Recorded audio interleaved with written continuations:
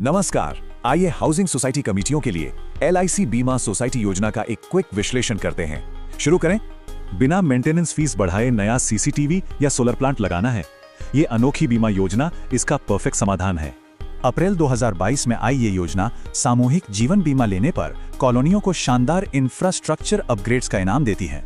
शर्तें समझने से पहले ध्यान दें, यह स्कीम सिर्फ आधिकारिक रजिस्टर्ड कोऑपरेटिव हाउसिंग सोसाइटीज के लिए ही है। यहाँ पॉलिसी का सीधा मतलब किसी भी निवासी द्वारा खरीदे गए इंडिविजुअल यानी व्यक्तिगत जीवन बीमा प्लान से है।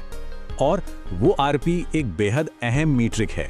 ये पॉलिसी धारकों द्वारा जमा किए गए कुल प्रीमियम पैसे को दर्शाता है। ध्यान रहे, इस योजना के सभी टारगेट एक ही वित्तीय वर्ष यानी अप्रैल से मार्च के बीच पूरे होने चाहिए। और इंसेंटिव यानी प्रोत्साहन राशि वो असली इनाम है जो निवासियों की कुल भागीदारी के आधार पर सोसाइटी को मिलेगा।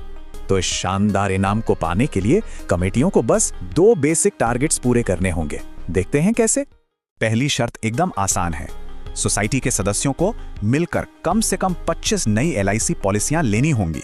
और दूसरी शर्त ये WSP यानी कुल जमा प्रीमियम का पैसा कम से कम 10 लाख रुपए होना चाहिए। बस ये दोनों टारगेट पूरे करते ही सामान्य परिसर एक बीमा सोसाइटी बन जाएगा और पहला इनाम अनलॉक हो जाएगा। आगे का नियम सीधा है। निवासियों का कुल प्रीमियम जितना ज्यादा होगा, सोसाइटी का इनाम भी उतना बड़ा होगा। बड़े समुदायों में 50 लाख या 1 करोड़ के प्रीमियम पर सीधे 5 लाख रुपए तक का इंसेंटिव है।